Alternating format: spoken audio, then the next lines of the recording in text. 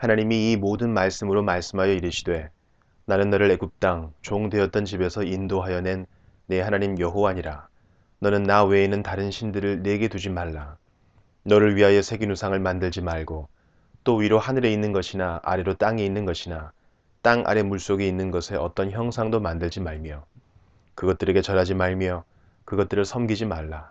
나 내 하나님 여호와는 질투하는 하나님인즉 나를 미워하는 자의 죄를 갚되 아버지로부터 아들에게로 3, 4대까지 이르게 하거니와 나를 사랑하고 내 계명을 지키는 자에게는 천대까지 은혜를 베푸느니라. 나는 내 하나님 여호와의 이름을 망령되게 부르지 말라. 여호와는 그의 이름을 망령되게 부르는 자를 죄 없다 하지 아니하리라. 안식일을 기억하여 거룩하게 지키라. 엿새 동안은 힘써 내 모든 일을 행할 것이나 일곱째 날은 내 하나님 여호와의 안식일인즉 너나 내 아들이나 내 딸이나 내 남종이나 내 여종이나 내 가축이나 내 문 안에 머무는 객이라도 아무 일도 하지 말라. 이는 엿새 동안에 나 여호와가 하늘과 땅과 바다와 그 가운데 모든 것을 만들고 일곱째 날에 쉬었습니다. 그러므로 나 여호와가 안식일을 복되게 하여 그날을 거룩하게 하였느니라. 내 부모를 공경하라. 그리하면 내 하나님 여호와가 내게 준 땅에서 내 생명이 길리라. 살인하지 말라. 간음하지 말라. 도둑질하지 말라. 내 이웃에 대하여 거짓 증거하지 말라. 내 이웃의 집을 탐내지 말라. 내 이웃의 아내나 그의 남종이나 그의 여종이나 그의 소나 그의 낙이나 무릇 내 이웃의 소유를 탐내지 말라.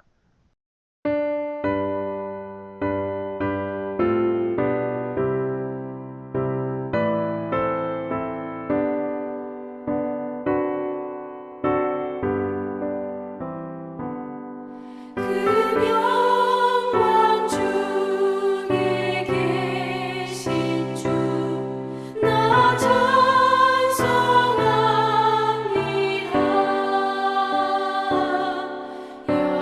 영원히 계신 주 이름 나 찬송합니다.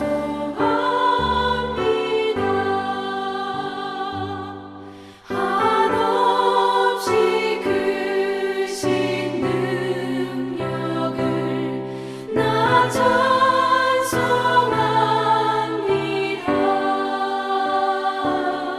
참되고 기쁜 거냐 나 찬송합니다.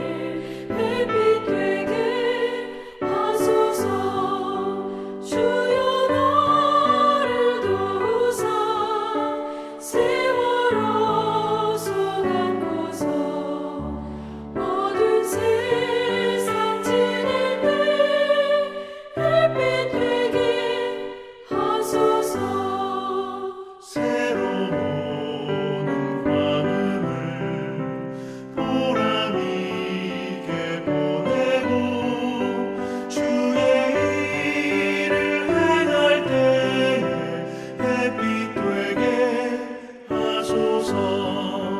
주여 나를 도우사 세월호 소망고서 어두운 세상 지낼 때 햇빛 되게 하소서.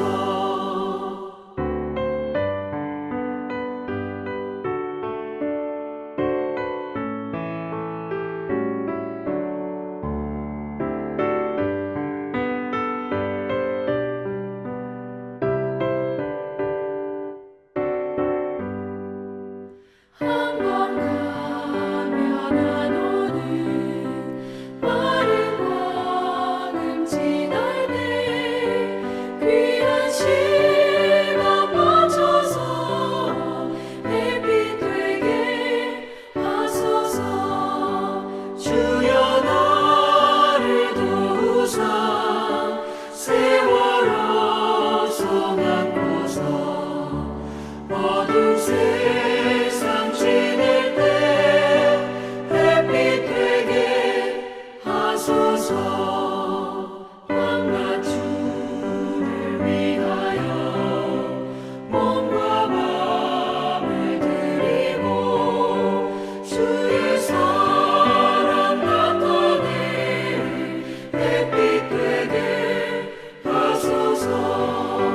주여 나를 도우사 세월호 소망고서 어두운 세상 지낼 때 햇빛 되게 하소서. 아멘.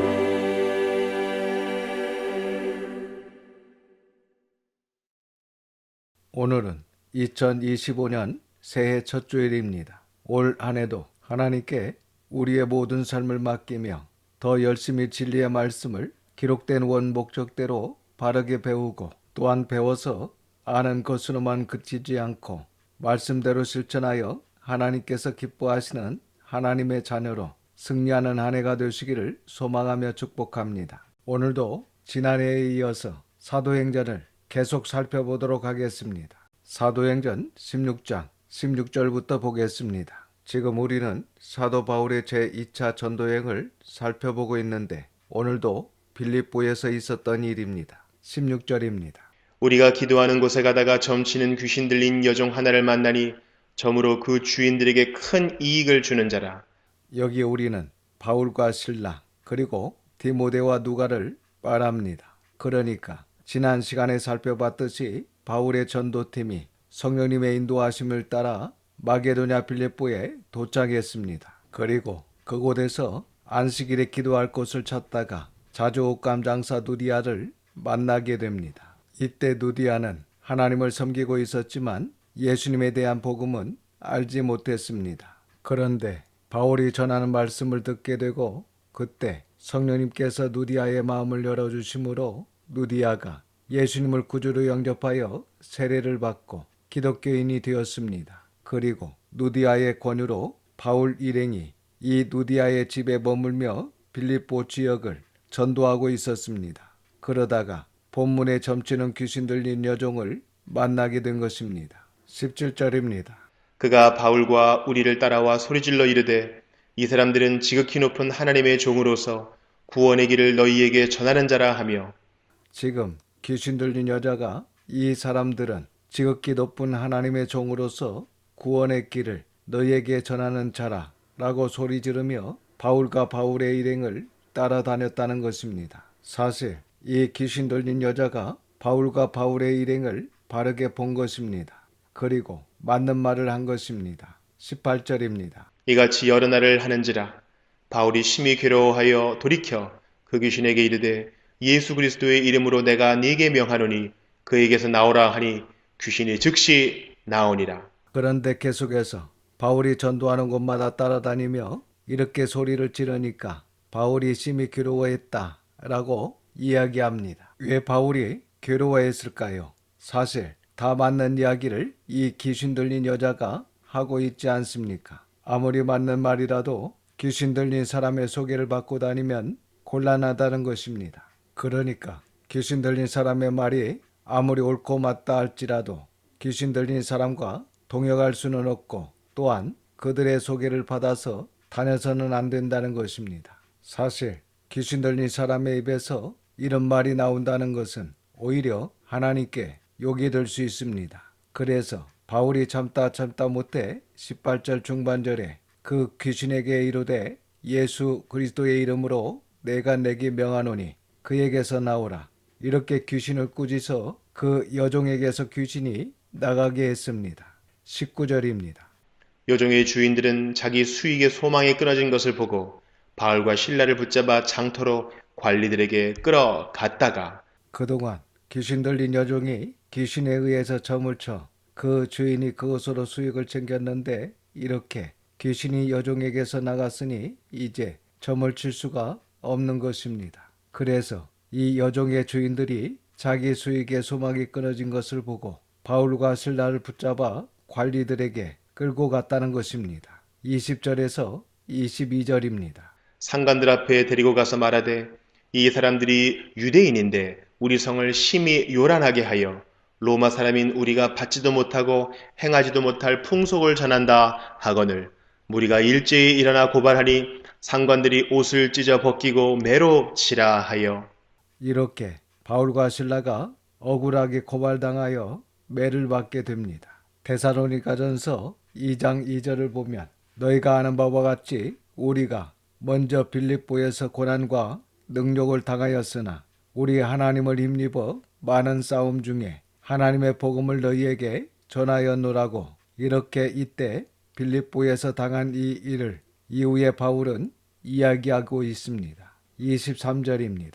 많이 친 후에 옥에 가두고 간수에게 명하여 든든히 지키라 하니 이렇게 매로 친 후 바울과 실라를 감옥에 가두고 든든히 지키게 합니다. 24절과 25절입니다. 그가 이러한 명령을 받아 그들을 깊은 옥에 가두고 그 발을 착고에 든든히 채웠더니 한밤중에 바울과 실라가 기도하고 하나님을 찬송하며 죄수들이 듣더라. 이런 상황에 바울과 실라는 절망하거나 두려워하지 않고 하나님께 기도하고 찬송했다라고 말씀하고 있습니다. 이것은 고난 중에 기뻐하는 그리스도인의 모습을 우리에게 소개하고 있는 것입니다. 그리고 이렇게 기뻐하고 감사하는 자에게 하나님의 기적이 일어납니다. 26절에서 30절입니다. 이에 갑자기 큰 지진이 나서 옥토가 움직이고 문이 곧 다 열리며 모든 사람의 매인 것이 다 벗어진지라. 간수가 자다가 깨어 옥문들이 열린 것을 보고 죄수들이 도망한 줄 생각하고 칼을 빼어 자결하려 하거늘 바울이 크게 소리질러 이르되 네 몸을 상하지 말라 우리가 다 여기 있노라 하니 간수가 등불을 달라고 하며 뛰어들어가 무서워 떨며 바울과 실라 앞에 엎드리고 그들을 데리고 나가 이르되 선생들이여 내가 어떻게 하여야 구원을 받으리이까 하거늘 이렇게 갑자기 큰 지진으로 인해 옥토가 움직이고 감옥의 문이 다 열리고 모든 사람들이 매임에서 풀려나게 됩니다. 그래서 간수가 죄수들이 다 도망하는 것으로 생각하고 스스로 자결하려 했습니다. 그때 바울이 소리질러 내 몸을 상하지 말라 우리가 다 여기 있다 라고 하며 말렸습니다. 그래서 간수가 무서워 떨며 바울과 실라 앞에 엎드리고 그들을 데리고 나가 선생들이여 내가 어떻게 하여야 구원을 받으리이까 라고 중요한 질문을 합니다. 31절입니다. 이르되 주 예수를 믿으라 그리하면 너와 네 집이 구원을 받으리라 하고 주 예수를 믿으라 그리하면 너와 내 집이 구원을 받으리라 라는 이 말씀은 초대교회 복음 증거자들이 전한 메시지의 대주제였습니다. 그리고 동시에 이 말씀은 시대를 초월하여 영원한 기독교 진리의 핵심입니다. 여러분, 예수님을 진정한 구세주로 믿으면 구원을 받습니다. 여러분, 예수님을 여러분의 구세주로 믿으시기를 바랍니다. 32절입니다. 주의 말씀을 그 사람과 그 집에 있는 모든 사람에게 전하더라. 이렇게 사도 바울은 어떻게 하여야 구원을 받을 수 있습니까? 라고 묻는 간수에게 예수님을 믿으면 구원을 받으리라고 하면서 이어서 주님의 말씀을 간수뿐만 아니라 그 집에 있는 모든 사람들에게 증거하게 됩니다. 33절과 34절입니다. 그 밤 그 시각에 간수가 그들을 데려다가 그 맞은 자리를 씻어주고 자기와 그 온 가족이 다 세례를 받은 후 그들을 데리고 자기 집에 올라가서 음식을 차려주고 그와 온 집안이 하나님을 믿음으로 크게 기뻐하니라. 이렇게 바울을 통해 주님의 말씀을 들은 간수와 그의 온 가족이 예수님을 구주로 영접하고 다 세례를 받게 됩니다. 그리고 바울의 말대로 이 간수는 그 절망적인 자살의 순간에 예수 그리스도의 복음의 메시지를 듣고 그와 그의 온 집안이 구원을 받게 되었으니 어찌 기뻐하지 않을 수 있겠습니까? 아마 이 간수와 그의 가족들은 빌립보 교회의 아주 훌륭한 일꾼이 되었을 것입니다. 35절과 36절입니다.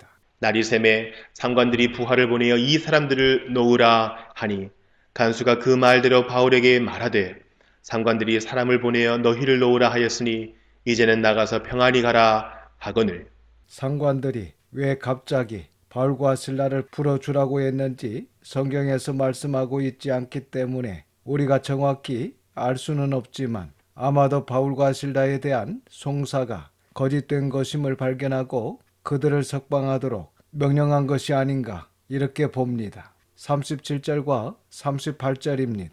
바울이 이르되 로마 사람인 우리를 죄도 정하지 아니하고 공중 앞에서 때리고 옥에 가두었다가 이제는 가만히 내보내고자 하느냐? 아니라 그들이 친히 와서 우리를 데리고 나가야 하리라 한데 부하들이 이 말을 상관들에게 보고하니 그들이 로마 사람이라 하는 말을 듣고 두려워하여 당시 로마 시민권자는 로마의 보호 아래 로마 행정 지역의 어느 곳이나 여행할 수 있으며 본인의 동의하에서만 지방 법률에 따라 재판을 받도록 규정되어 있습니다.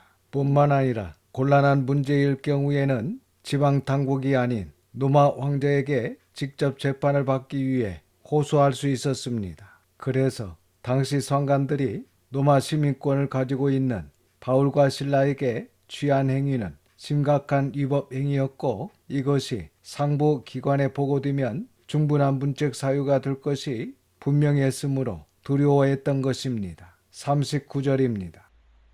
와서 권하여 데리고 나가 그 성에서 떠나기를 정하니 표준 세번역 성경에는 그들은 직접 감옥에까지 와서 사정사정하며 바울과 실라를 정중히 모시고는 그 도시를 떠나달라고 요청했습니다. 이렇게 번역하고 있습니다. 그래서 당시 이 로마 시민권의 힘이 컸던 것 같습니다. 40절입니다. 두 사람이 옥에서 나와 루디아의 집에 들어가서 형제들을 만나보고 위로하고 가니라. 이렇게 바울과 실라는 감옥에서 나와 루디아 집으로 갔습니다. 이때 이미 앞에서 말씀드렸던 것처럼 루디아와 그의 가족들을 중심으로 빌립보 교회가 개척되었고 아마도 루디아의 집에서 모였던 것으로 보입니다. 그리고 이렇게 개척된 빌립보 교회는 훌륭한 교회로 성장하였습니다. 바울이 로마에서 구금 생활을 하고 있을 때인 AD 62년경 빌립보 교회에 보낸 서신서 빌립보서를 보면 아마도 바울이 개척한 교회 중 가장 많은 애착을 가지고 있었던 교회로 보입니다. 우리 마지막으로 빌립보서 1장 1절에서 11절을 함께 읽고 마치도록 하겠습니다.